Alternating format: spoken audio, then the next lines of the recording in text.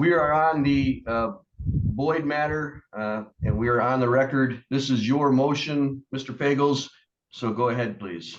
All right.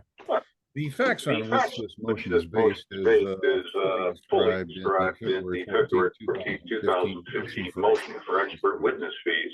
And there was a prior September 6, 2024 answer to motion for order to show cause. But I'll just very briefly hit some of the more important points. I drafted an estate plan, including a trust for Milton Boyd on October 20th, 2020. I sent to his family, including the petitioner in both these matters, at the request of Mr. Boyd, the trust 2 days later, on October 22nd, 2020, 4.5 years ago. On August 6, 2021, Adult Protective Services filed a petition for appointment of conservator because Mr. Boyd had been scammed out of $44,000 by an unrelated party. At a hearing on September 21st, 2021, Judge Cooper denied the motion for conservator, but ordered that mediation be held to determine if he needed help with his finances, perhaps a conservator in the future. Mr. Boyd then died on February of 2022. Greg Boyd hired Mr. Bloomberg to challenge the trust. That the primary beneficiary is Ms. Dickey, who you can see on the screen. She came to me and I declined to represent Ms. Dickey, the primary beneficiary of the trust, because I knew I would be the primary or only expert witness in this case. That's why I declined to represent her. Mr. Bloomberg subpoenaed my client's files and demanded that I appear for a deposition without agreeing to pay me anything.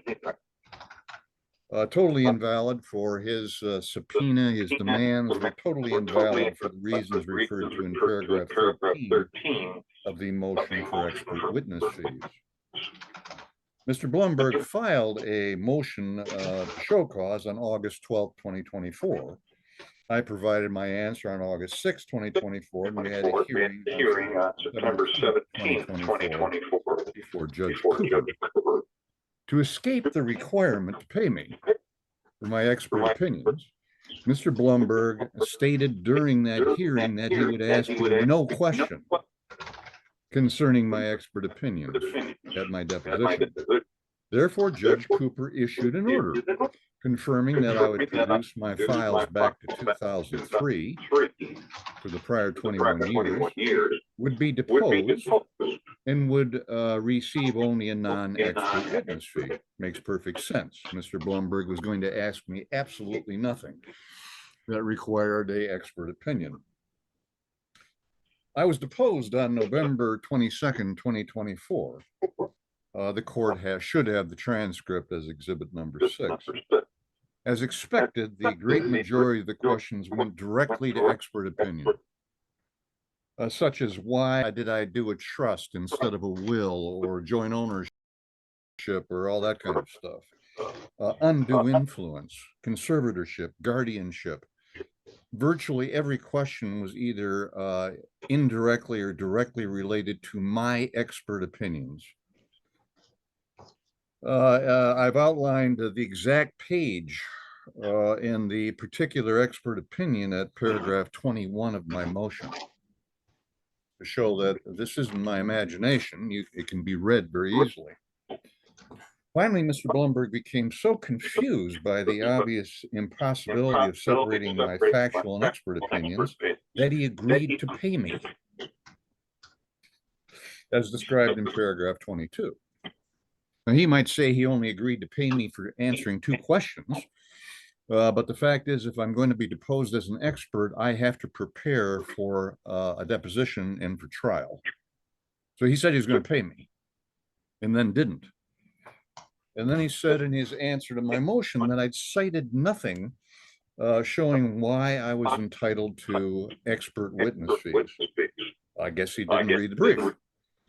MCL 600.2164 allows this court to award expert fees if I testify to matters of opinion. That's almost the end of the argument. He was asking me repeatedly to testify to matters of opinion. In the Ickeltext, Michigan civil procedure, which I quote in the brief, I'm not only entitled to expert witness fees for testimony, but for preparation time. Obviously. My bill from June 26, 2024 to December 5th, 2024 is attached as Exhibit 7 to the motion. So what is the ridiculously high bill of $8,589.60, as Mr. Bloomberg puts it, that I have submitted, and why is it that amount? First, I had to review my files for the prior 21 years. I started writing things or doing estate plans for Mr. Boyd back in 2003. I had to look all that up. I had to exchange repeated emails with Mr. Bloomberg, where he simply demanded that I give him whatever he wanted and participate in the deposition with no compensation whatsoever, being threatened with malpractice many times in lawsuits while he was sending those emails to me. I had to obtain and analyze both the estate and trust files, which were separately filed by Mr. Bloomberg, and the estate file is simply false. He said there was no will or didn't know about it, did not acknowledge that Ms. Dickey was the named personal representative, and somehow got Greg Boyd appointed as executor and personal representative when it should have been Melissa Dickey. I had to conduct extensive research concerning what is the responsibility of an estate planning lawyer acting as a witness in a proceeding attacking the estate plan. This was not obvious or easy. To figure out who I was responsible for, and whether I should be paid, it required extensive research to respond to Mr. Bloomberg's motion for show cause, contempt. I had to respond do extensive research, write and respond to and argue a motion for show cause. I had to review the depositions of Melissa Dickey and Greg Boyd to see what they thought happened over the past 5 years. I had to do extensive legal research into undue influence and incapacity if I was going to testify. I had to prepare for and participate in my own November 22nd, 2024 deposition. And then finally, when I sent a bill, I had to, and it was denied by Mr. Bloomberg, I had to draft this motion. He invited me to do so. So all of this, all the bill is payable by Mr. Greg Boyd and or his attorney, Elliot Bloomberg, since all of it is a result of their demands and activities. Not the activities of Melissa Dickey or me or Mr. Ingleson. All of my activities are the result of the demands from Mr. Bloomberg beginning in June of 2024. It's just like deposing a medical doctor. Exactly like deposing a medical doctor. Like a treating physician, you come in and you pay him, instead of $225 an hour, you pay him $1,000 an hour when you go and you take the deposition of a medical doctor. Now, in the alternative, Melissa Dickey is responsible for my expert fee since I received an email from Mr. Ingleson on September 18, 2024, stating, please include me in the selection of deposition dates. We were picking out when I was going to be deposed.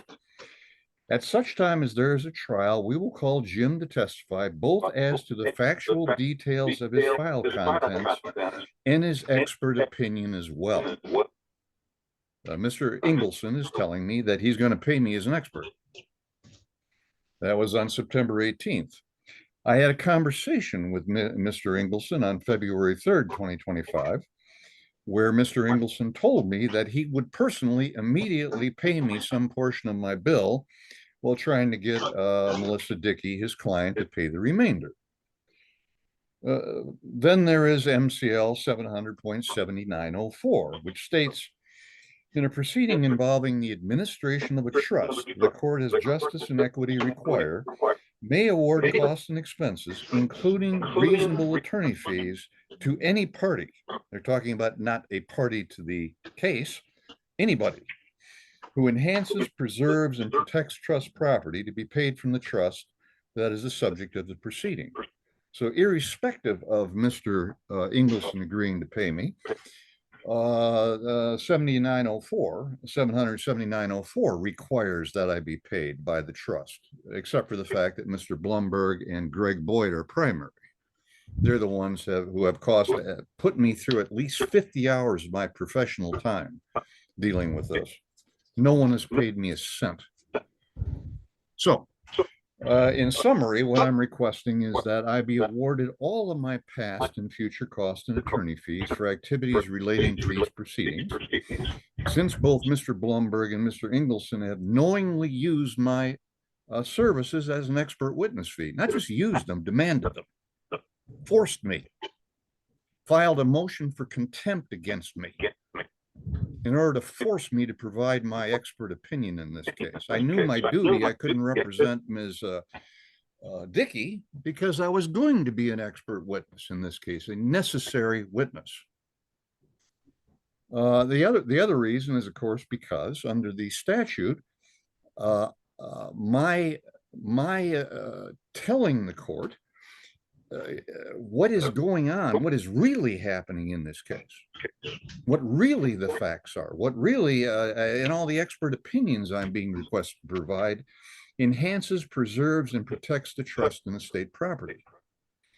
Now, because there is, the trust cannot come up with any money because it's all been frozen by Mr. Bloomberg improperly. They don't have any money. Mr. Ingleson has no obligation to pay me out of his pocket.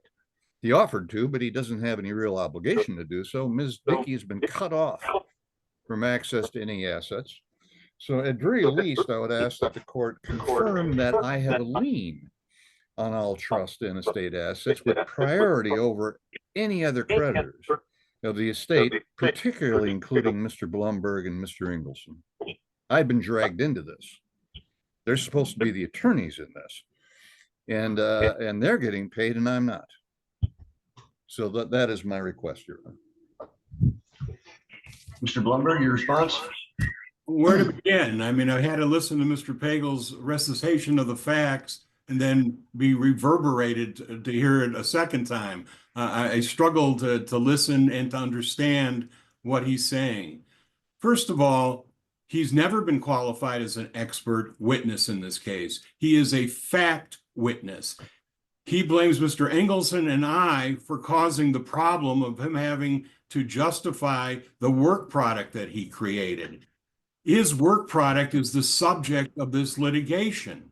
The fact of the matter is, Judge Cooper specifically ordered him to appear for his deposition.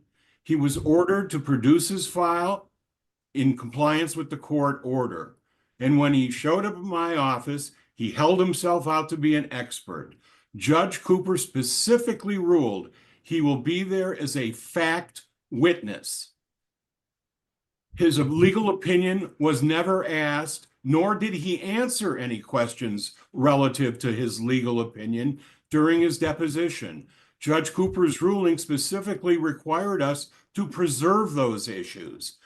So Mr. Pagels has totally misrepresented what he did at that deposition.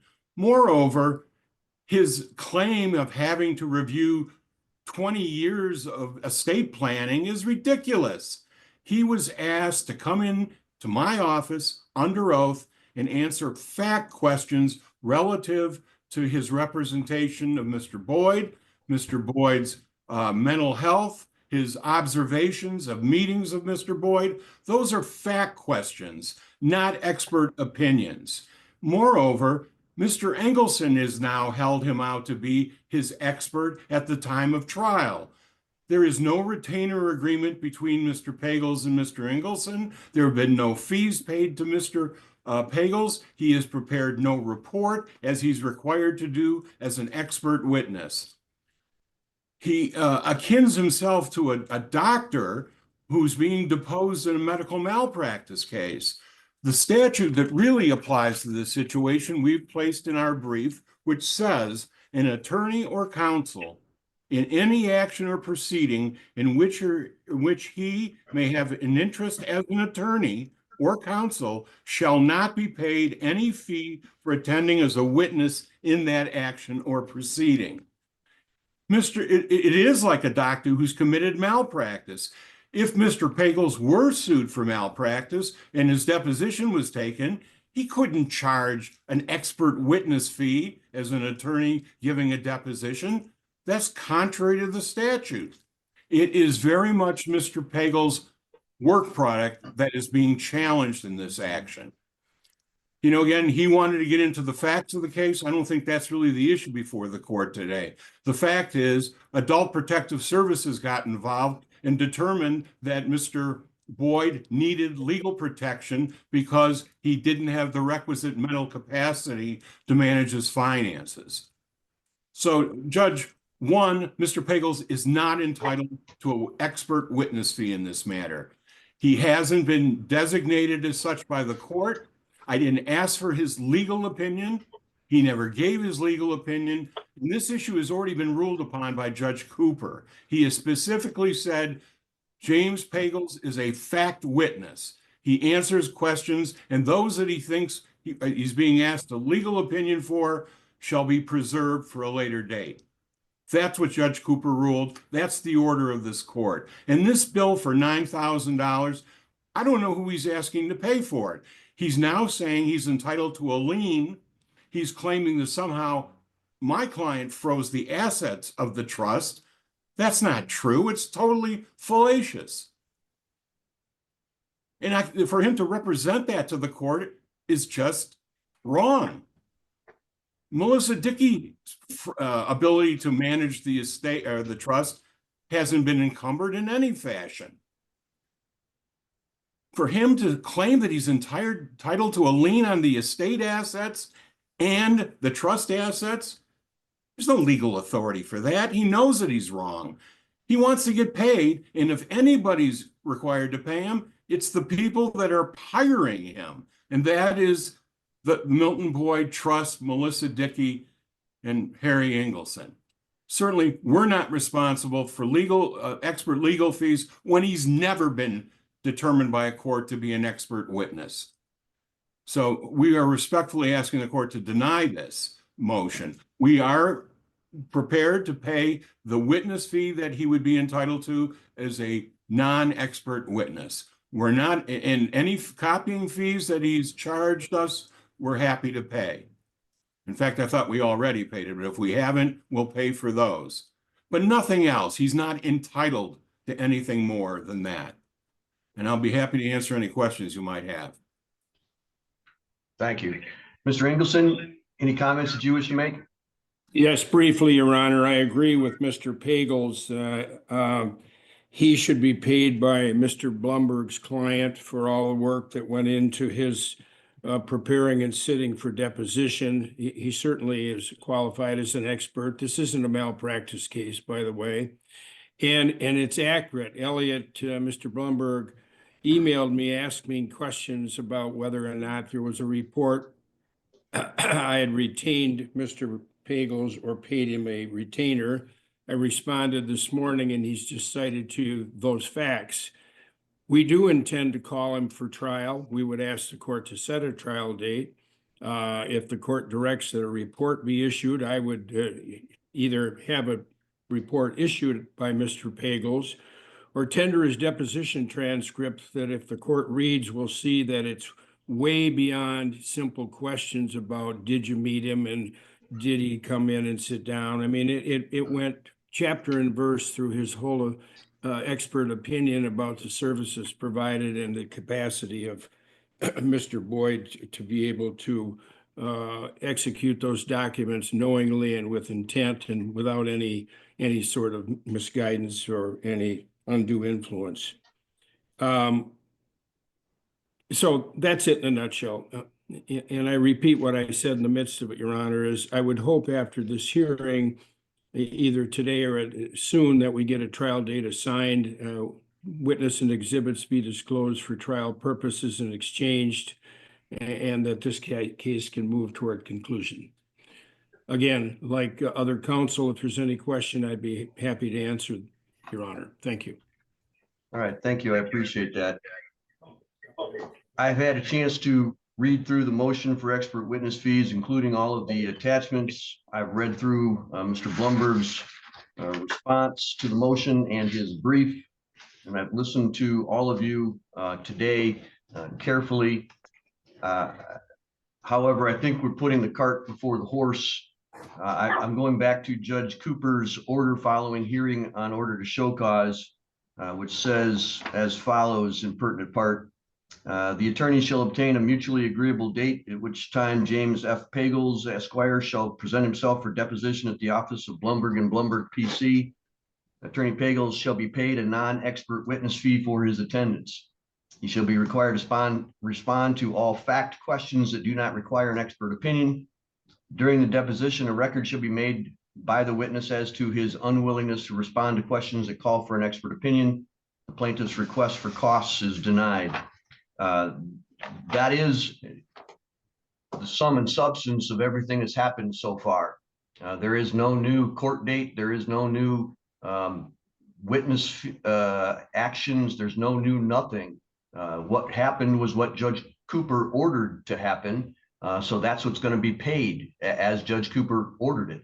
If there are future acts of testimony or acts of an expert witness or a declaration of an expert witness, then I will at that time, if the parties can't settle their differences, I will at that time rule on those things that are brought up. But as of today, I've heard nothing new from what was covered under Judge Cooper's prior order dated 10/2 of 24.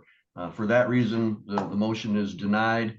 I am not prepared today, did not know that there was going to be a request for preparation of a trial. So I'm going to set this for a status conference, at which point all attorneys can be present, and we'll move forward with setting dates and on discovery and all those kinds of items, getting ready for trial at that point.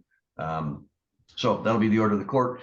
Mr. Blumberg, would you prepare that order, please? I would be happy to. Thank you, Judge. All right, that's all for today. Thank you. Thank you. Thank you.